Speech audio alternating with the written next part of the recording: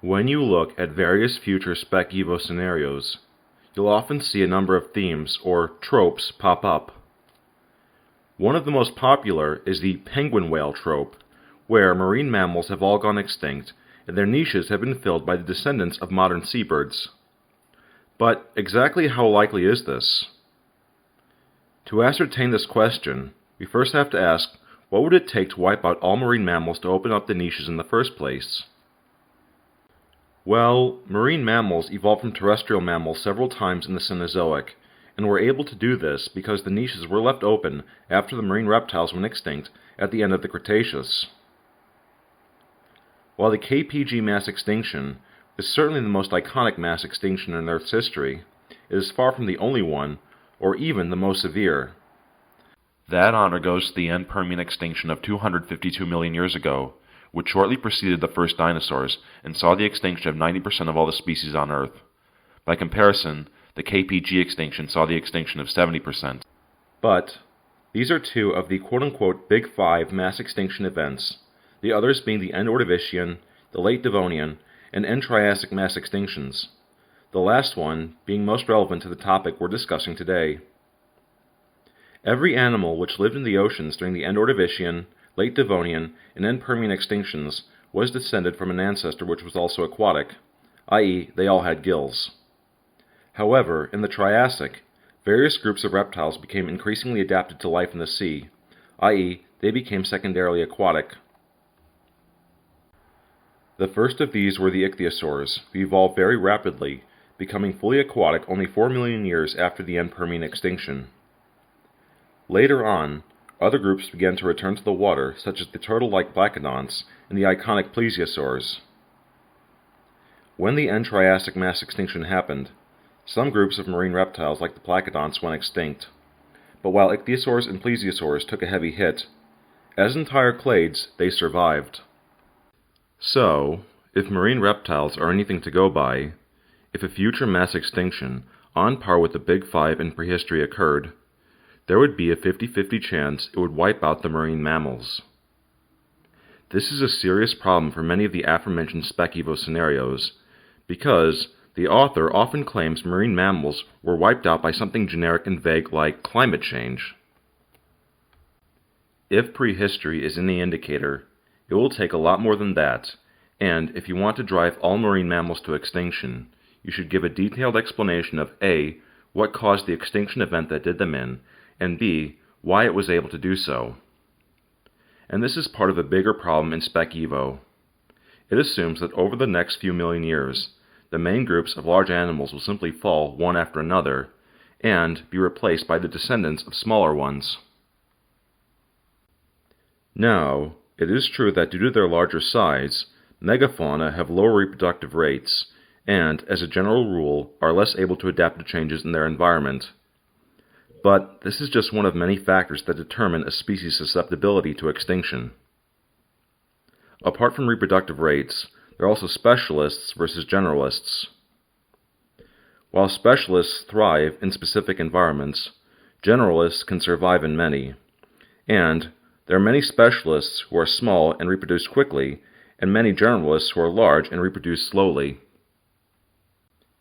If a large generalist winds up in a different habitat, it might not be as, for the lack of a better term, happy as it was in its previous habitat, in that it won't have the same reproductive rate or foraging success, but it could still reproduce, giving its descendants a chance to adapt.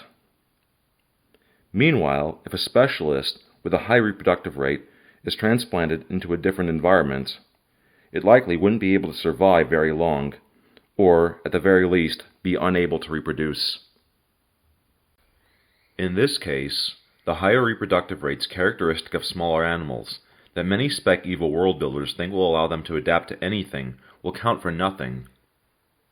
So, while there is a positive correlation between body size and extinction risk, the correlation is nowhere near as strong as many people seem to think, with many outliers.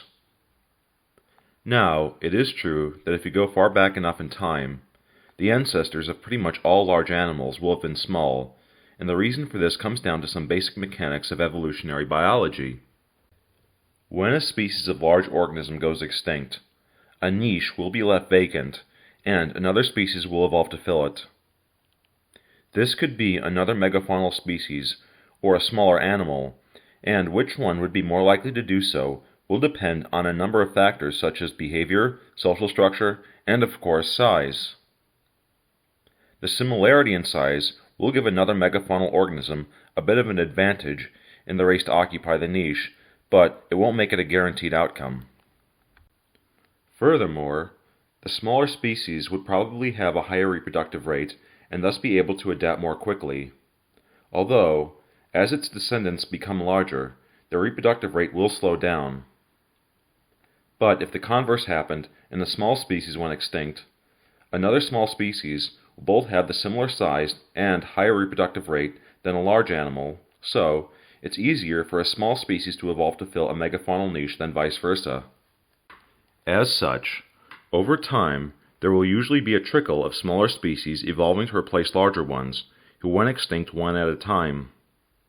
However, if you want to wipe the megafaunal slate clean, as is the case in a lot of Spec Evo, you'd probably need a mass extinction on par with the Big Five, and the usual hand-wavy explanations of climate change just won't cut it.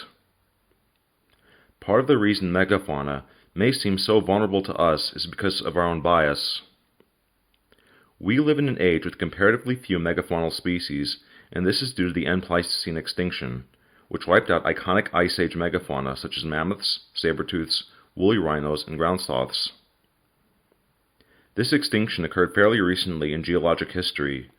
However, the end Pleistocene extinction was unusual in terms of how much it disproportionately impacted the megafauna. If we look at whales, we can see that many of the larger species have ranges that extend from the Arctic Circle to the Antarctic Circle, i.e., they inhabit both polar and tropical waters. Now, it's important to note that pretty much all of the large baleen whales have migratory patterns. They nominally breed in tropical regions during the winter, and feed in polar regions during the summer, where upwellings enrich the water with nutrients, which lead to phytoplankton blooms, which in turn feeds the krill stocks. Should either of these habitats disappear, it's unlikely that the whales would survive. However, if the global temperatures rose, the whales would simply start breeding in higher latitudes, and if the temperature dropped, they would feed at lower latitudes. When we study the oxygen isotope composition of barnacles which lived on ancient whales, we find that during the ice ages, whales migrated back and forth from areas with comparable temperatures to regions with their current feeding and breeding grounds now. During the glacial maximum, areas where large whales feed at the present day, like the Bering Sea, the North Atlantic, or Southern Ocean, were either dry land or were covered by sea ice. So, it seems the currents which flowed under the ice brought nutrients to the ice-free regions further south, where the whales would feed. Something important to note is that in the northern hemisphere, ice ages end very abruptly, i.e., in a matter of decades, and well within the lifespan of a large whale.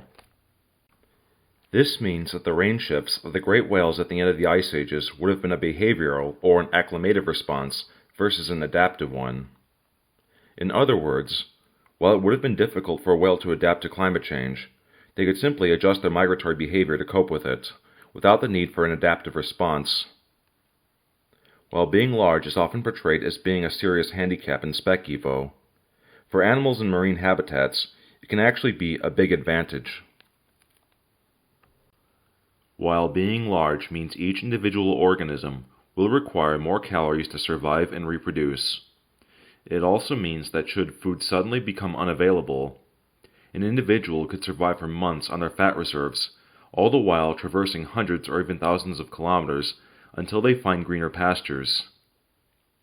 Meanwhile, many small animals couldn't go for a day or travel more than a kilometer between meals.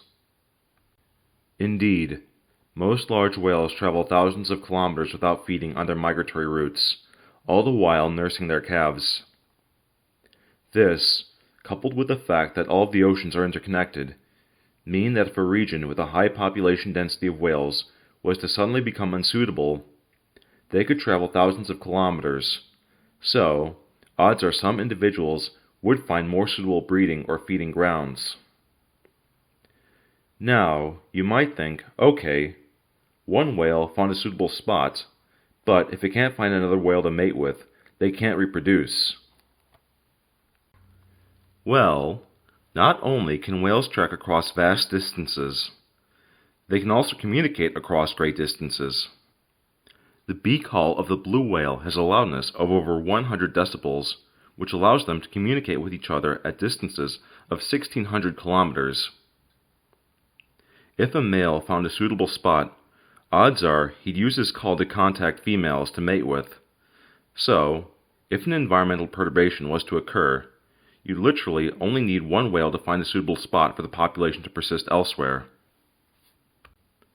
In summary, large whales can both survive in pretty much all conditions the ocean has to offer, and can travel far enough to find areas conducive to reproduction, meaning they'd be incredibly resilient to climate change.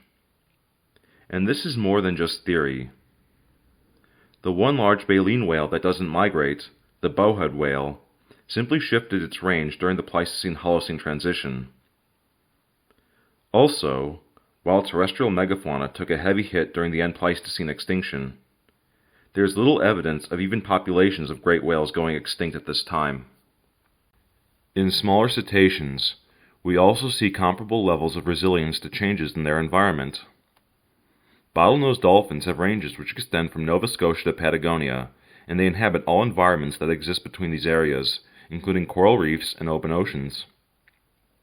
It's a similar story with the appropriately named common dolphin, and it, along with the bottlenose dolphin, can survive off a wide variety of fish and squid. Another generalist is the harbor porpoise, which again has a varied diet, and even though it doesn't inhabit the open ocean, it could venture into freshwater systems, sometimes being spotted hundreds of kilometers upriver. Furthermore, even though they have low reproductive rates, dolphins and porpoises routinely travel hundreds of kilometers, facilitating gene flow. This means that there will be a large gene pool to draw from should conditions get harsh, allowing for more rapid adaptation. With such hardy generalists included in their ranks, it's hard to see how cetaceans could be driven to extinction by something like climate change. Of course, there are other groups of marine mammals as well, most notably pinnipeds. In fact, since every secondarily aquatic vertebrate went through an amphibious phase before becoming fully aquatic, and seals can still crawl out of the water, any seabird attempting to fill the niche of a whale would first have to get its foot in the door by filling a semi- or mostly aquatic one.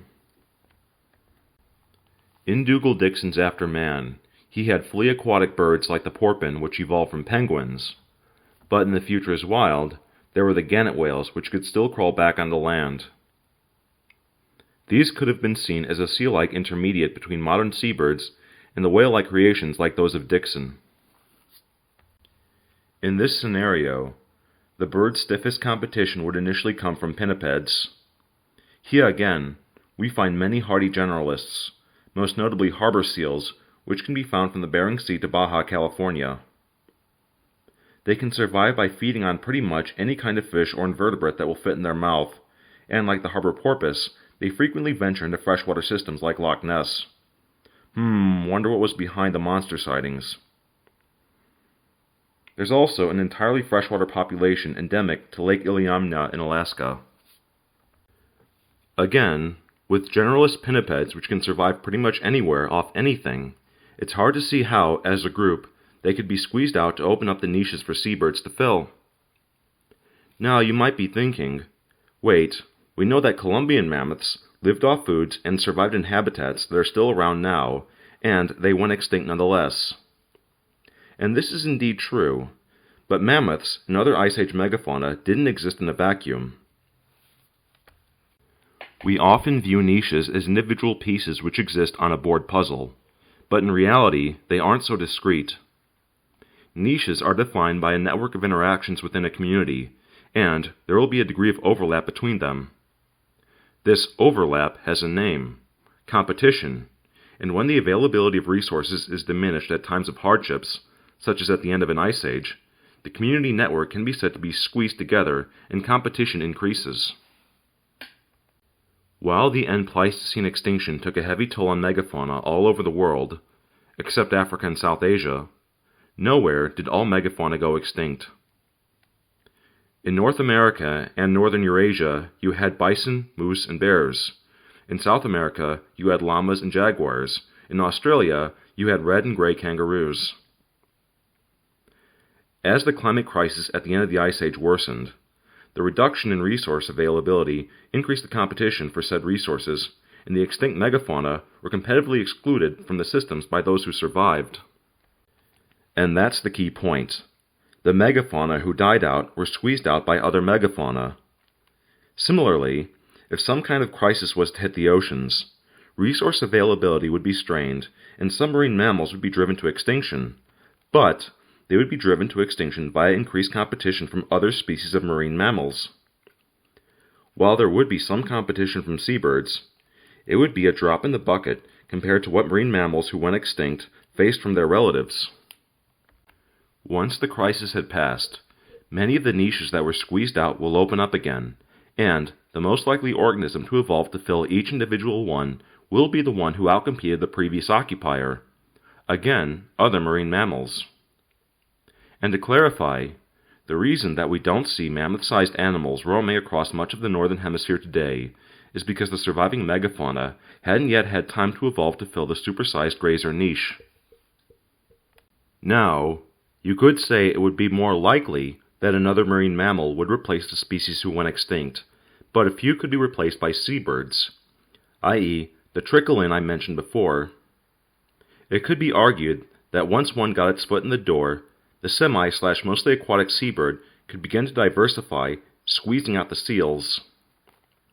Then, one could become fully aquatic, then squeeze out the whales. Well, if you want to get an idea of how likely this is, we can again look to prehistory. The single most devastating mass extinction between the KPG extinction and the present day was the end Eocene extinction some 36 million years ago. This seems to have been caused by the formation of the Antarctic ice cap and the subsequent disruptions to global ocean circulation, i.e., it was caused by climate change. The first whales took to the sea about 14 million years earlier, and while the extinction saw the demise of some of the earlier groups of whales such as the basilosaurids, cetaceans as a group survived. But were seabirds able to capitalize on any of the niches left open by the whales who went extinct once the oceans recovered? Well, no. Through the early Cenozoic, a large group of seabirds known as the pelagornithids soared over the waves, and while they survived the extinction, like the whales, none evolved an increasingly aquatic lifestyle. And the pelagornithids weren't the only seabirds around at the time. Penguins first evolved some 62 million years ago. The original penguin from this time was Waimanu, which lived in New Zealand. This species was probably, but not certainly flightless, and it predates the first whales by 12 million years. So penguins were swimming in the oceans before whales, yet they didn't wind up occupying the niches the cetaceans do now, nor could they even competitively exclude them from becoming secondarily aquatic. One counter-argument to this might be that the oceans had yet to recover after the KPG extinction, so, by the time the first penguins evolved, the niche whales occupy now was not yet viable. Well, the marine ecosystem seemed to have largely recovered by 60 million years ago, so the penguins had 10 million years to take the niche, yet they didn't. Those who still want to believe Dixon's penguin whales could be a possibility in the future might argue that penguins might not have been as physiologically adapted to life in the sea as they are now. While it is true that this is a possibility, even though there's no evidence for it, physiological information is hard but not impossible to obtain from fossils. Penguins continued to evolve throughout the Eocene. By the end of the Eocene, some penguins like Anthropornis surpassed the modern emperor penguin in size. This species survived the mass extinction, going extinct a few million years later in the early Oligocene. Having been larger, and having had more time to adapt to an aquatic lifestyle than earlier species, Anthropornis would have arguably been better suited to take over the niches left by whale species, which died out at the end Eocene extinction, than modern penguins would be to take the niche left by contemporary whale species in a hypothetical future extinction. But alas, it didn't, and the whales who survived diversified in the early Oligocene. So, seabirds had a chance to evolve into something similar to the gannet whale with the pelagornithids, and penguin whales with ancient penguins themselves, yet they didn't. And while penguins have been occupying the semi-aquatic niche throughout the Cenozoic, pinnipeds have also been able to carve out their own version of this niche in the mid-Cenozoic.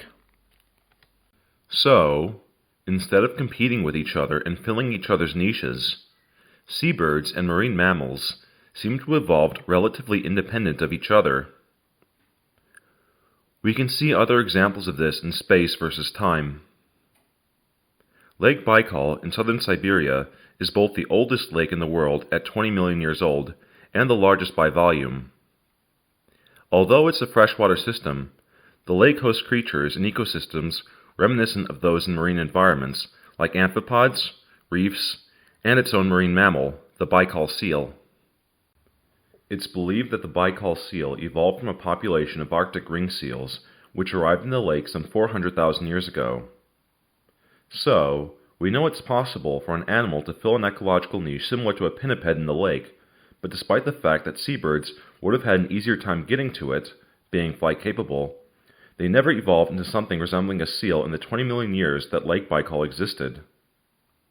Remember, 20 million years is a sizable fraction of the entire span of the Cenozoic.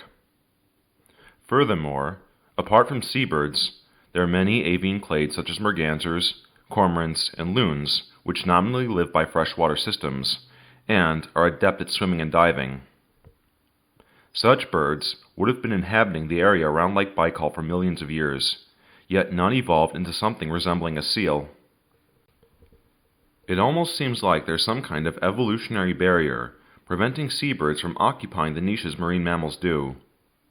Even if the niches seem close, such is the case with penguins and seals.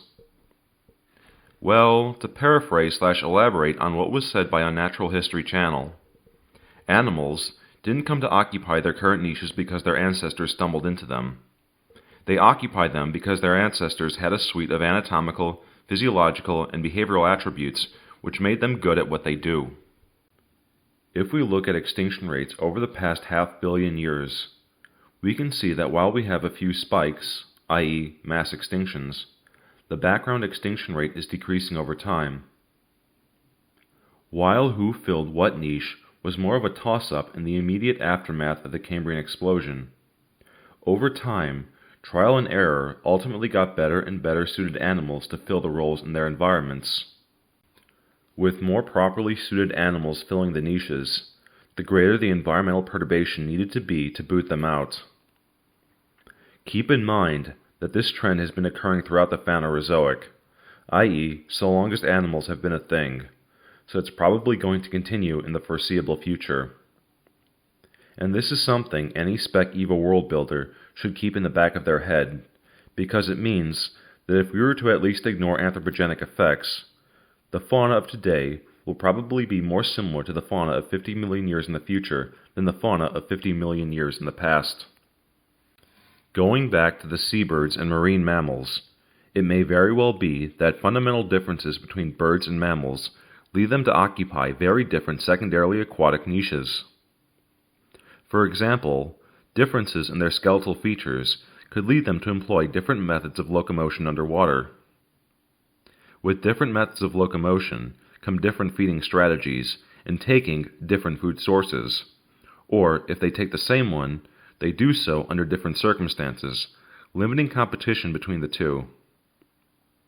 Furthermore, each has different physiological attributes that would be advantageous should they evolve to be secondarily aquatic. Birds have lungs which are incredibly efficient at absorbing oxygen, and giving birth to live young allows mammals to be pregnant or even give birth without having to return to the land. This could predispose birds to occupy the niche of a smaller animal, while a mammal occupies the niche of larger animals. Not only that, feathers are better at insulation than fur, so seabirds can be smaller than marine mammals without freezing to death because of the larger surface area to volume ratio that comes with the smaller size. Remember, these differences not only prevent competition, but have historically prevented one from occupying the niche of the other, even in the absence of competition. Although, is it possible that a bird could alter some of these fundamental features, which would allow it to occupy the niche of a marine mammal? Well, I guess when we're talking about probability, just about anything is possible, but that doesn't mean it's remotely likely. Remember that most of the evolutionary innovations we're familiar with didn't come about overnight. They were built over many generations. So, if a seabird is to go down this path, there has to be evolutionary pressure to develop these fundamental changes which would allow them to evolve to fill the niches occupied by whales and seals now. I.e., it would, in all likelihood, have to be dabbling into the niche space occupied by marine mammals currently. But the problem is that if they tried, they'd get outcompeted by marine mammals. Now, it is true that exaptation is a thing, or when a feature adopted for one kind of evolutionary pressure is used for another, and if you want a more detailed explanation of this, you can see my video talking about why birds evolved wings. So, a bird could develop fundamental changes that would allow them to fill the niches marine mammals do now, thanks to other kind of selective pressures that would exist independently of any competition for marine mammals. But if this is the case, it wouldn't be any more likely that a seabird would evolve these fundamental changes than any other bird, i.e., a magpie whale would be as likely as a penguin whale. If a seabird specifically was to replace the marine mammals, we're back to having to wipe out all marine mammals. But how could this be accomplished? Based on what happened to the marine reptiles, we know that it's possible for a mass extinction on par with the Big Five to wipe them out, and conversely, we know it's also possible that they could survive such an event. As stated before, the single most devastating mass extinction happened at a time without any secondarily aquatic vertebrates. Well, okay, there were a few reptiles who adapted a somewhat aquatic lifestyle, but they were nowhere near as adapted as Mesozoic marine reptiles or modern marine mammals. The prime mover of this cataclysm appears to have been the Siberian traps erupting, which spewed huge quantities of carbon dioxide into the atmosphere, quickly spiking the temperature by roughly 5 degrees Celsius. This rapid increase in the global temperature led to more violent storms, which washed large amounts of plant matter into the oceans. As marine microorganisms metabolized the detrital matter, they depleted the oxygen in the water column, leading to widespread ocean anoxia. As a result, marine animals simply suffocated, causing so many to go extinct. If something like this happened now, could it wipe out the marine mammals? Well, not only did the extinction devastate marine fauna, it wasn't until the mid-Triassic that the ecosystems recovered. That's because between the Permian-Triassic boundary and the mid-Triassic, similarly large perturbations to the carbon cycle and as severe anoxic events were occurring every few million years. The only reason that these didn't cause subsequent mass extinctions was because there was basically nothing left to kill. Yet, we see fully aquatic ichthyosaurs come into being a mere 4 million years after the end Permian extinction. This may seem puzzling at first, but remember, secondarily aquatic vertebrates still get their oxygen from the air, i.e., they wouldn't have been directly affected by a lack of oxygen in the water column. Now, it is true that there would be less food for the first ichthyosaurs, but what was there would be easier to catch because of its lower metabolic rate and thus slower swimming speed. If we look at the paleontological record, ocean anoxia has been linked to many mass extinctions, such as the Enbatomian, Cambrian, Erevecian, Kachak, Taganic, Late Devonian, Endevonian, Snowmanian, Tumonian, and the aforementioned end Triassic extinction, which the marine reptiles survived. So, if a major anoxic event was to hit the global oceans, it probably would take a heavy toll on the marine mammals because of the elimination of their food sources, but the survivors would have an edge over everyone else in the sea. This means what's arguably the most frequent cause of marine mass extinctions couldn't wipe out the marine mammals. But what about the end Ordovician extinction? Well, the cause of this one is pretty uncertain, with hypotheses including a hypernova when a nearby hypergiant star exploded. More recently, the expansion of the glaciation at the South Pole has been strongly implicated, i.e. climate change, and as we established, this probably won't wipe out the marine mammals. Looking back to the past, we can only use the mass extinction which actually wiped out the marine reptiles as a precedent for wiping out the marine mammals, that being the end Cretaceous extinction. Although, I guess I should point out that sea turtles survived the KPG event, but they don't occupy niches comparable to the marine mammals, or the sea reptiles which they replaced, so for the sake of not having to say except for the sea turtles throughout this video, I'm ignoring them for now. So, let's say an asteroid hit the Earth again. Would it wipe out the marine mammals, opening up the niches for seabirds to fill? Well, even though pterosaurs had occupied most of the flying niches in the Mesozoic, by the late Cretaceous, stem group birds, or those who weren't descended from the common ancestor of all living birds, had thoroughly gotten their foot, or I should say wing, in the door. These included the ichthyornines, who lived a similar lifestyle to modern gannets, and some, like the hesperornithines, became flightless to occupy niches similar to the penguins. But when the KPG extinction happened, these groups were wiped out too, and were replaced by the pelagrinithids and penguins in the early Cenozoic, i.e. if an asteroid hit and managed to wipe out the marine mammals, it would probably wipe out the seabirds too, so it's a no-go. Does this mean it's game over for this whole trope? Well, I think the big elephant in the room is that we're in the midst of a mass extinction caused by human activity, i.e. the sixth great extinction. Indeed, Save the Whale has become a slogan of conservation efforts worldwide. Whaling throughout the 20th century has decimated the population of the great whales, and due to their low reproductive rates, they have barely begun to recover. This recovery has been hampered by a number of factors, such as noise pollution from ships adversely impacting their behavioral patterns, including breeding. Because they're higher on the trophic level, accumulation of poisons has adversely impacted many cetaceans, both large and small, resulting in many calves being stillborn, and entanglement in fishing nets has caused many to drown as well.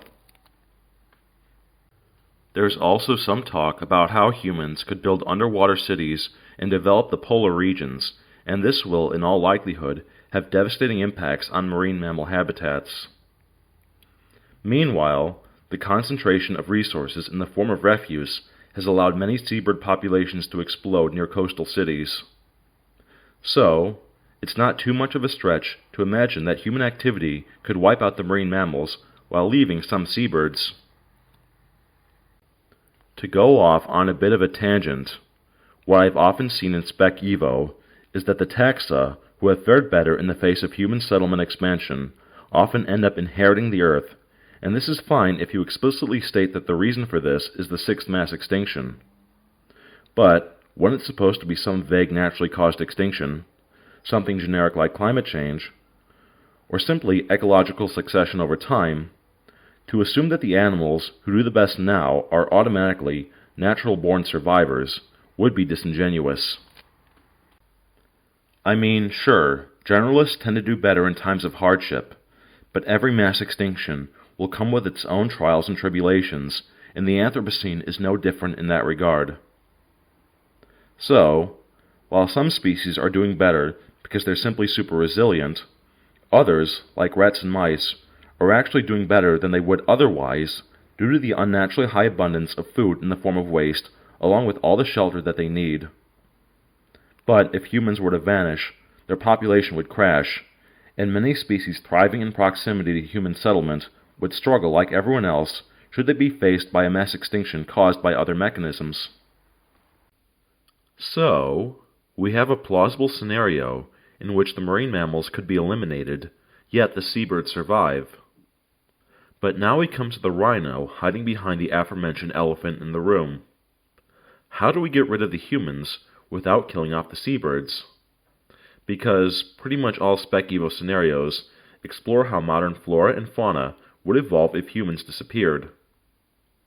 I guess nuclear war might be an option, although this will almost certainly have devastating ecological impacts that would go beyond those caused by the expansion of human development. Another, more likely possibility is a biological warfare agent goes rogue and kills off humanity. Although, we've tried and failed to use pathogens to wipe out invasive species who have no biomedical science to fight back against it, so more likely still doesn't mean a good possibility in this case. But a complaint many people have about a lot of Spec Evo scenarios is how vague their mechanism for wiping out humanity is. I personally think that this is largely unfounded, because trying to figure out what could wipe humans off the face of the earth is an entirely separate topic in and of itself, and if a world builder was going to try to serve that question justice while going at it for the sake of exploring Spec Evo, their narrative would have an identity crisis, and it would be harder for the reader to decide if it was supposed to be about Spec Evo or anthropology. Instead, you could simply say, what if we just Thanos snapped the humans out of existence today, or 100 or 1,000 years in the future? This is of course completely unrealistic, and if people can use magic in their Spec Evo scenarios, what's the point of scrutinizing them for realism, i.e. the purpose of this video? My answer is this: because Spec Evo is a thought exercise in evolutionary biology, not anthropology.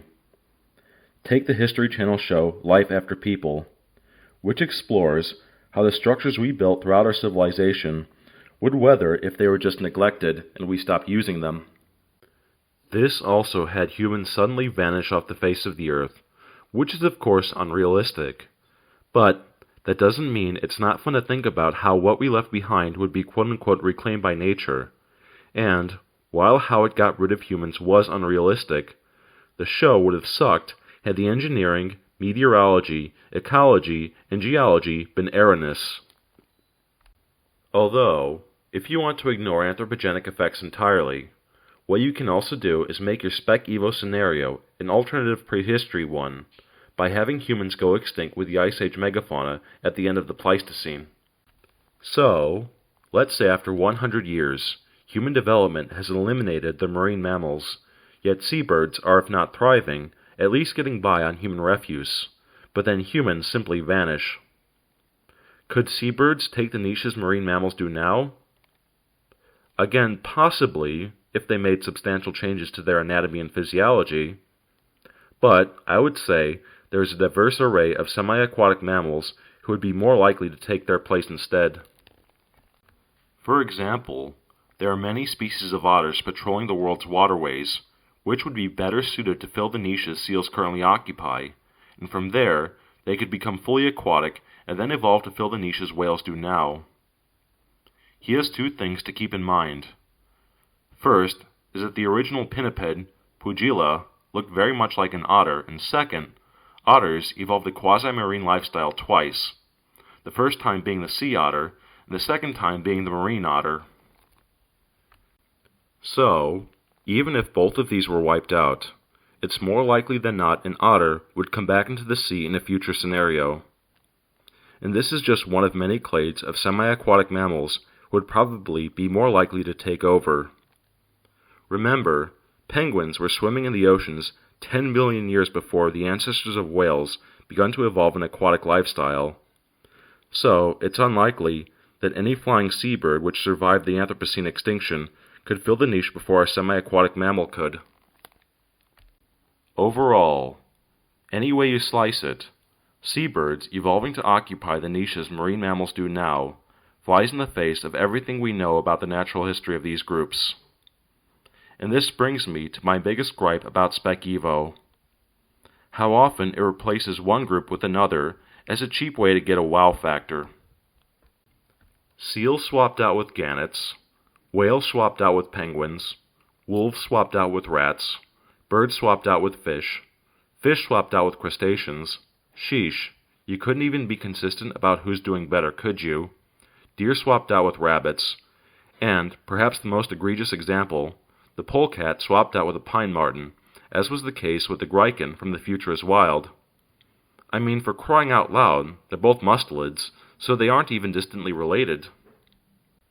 Doing this shows a lack of creativity, especially when most modern animals have a fascinating variety of prehistoric relatives that you could draw inspiration from for your Spec Evo scenario. So, instead of having seals replaced by gannets, you could have them evolve in interesting yet grounded ways. For one, you could have a harbor seal get supersized and fill a niche similar to Pontolis, a prehistoric walrus the size of an elephant seal, which was as voracious as a leopard seal. To get even fancier, yet again staying grounded, you could have a leopard seal evolve a long neck, becoming something of a mammalian plesiosaur. Its reptilian-looking head would be a nice little touch on top. You could also supersize a walrus, making it fully aquatic and live a lifestyle similar to Parasitus, the prehistoric chonk whale. With cetaceans, you could have a small-toothed whale become supersized and adopt a raptorial lifestyle, filling the niche Leviathan once did. That, or you could have a beaked whale develop a proportionally longer rostrum and become the size of a blue whale, making it a future analog of Ichthyostauron. You could also have some semi-aquatic mammals become mostly or even fully aquatic. I mean, seals evolved long after whales, so we know it's possible for this to happen without the newcomer being outcompeted by existing marine mammals. Perhaps a capybara could evolve a lifestyle similar to the herbivorous marine desmostelians. If you want to learn more about them, you can watch a video describing this group by Benji Thomas. It's frequently said that Spec Evo is often more about wouldn't it be cool if versus what's likely to happen, but I don't think the two are really mutually exclusive. There's so many ways that you can build on the existing dominant groups of animals that would make for both a realistic story and good reading, without having to just simply replace them with someone else. As always, if you like what you see, please like and subscribe, and if you have anything to add or a contradictory view, I look forward to reading your comments. Thanks.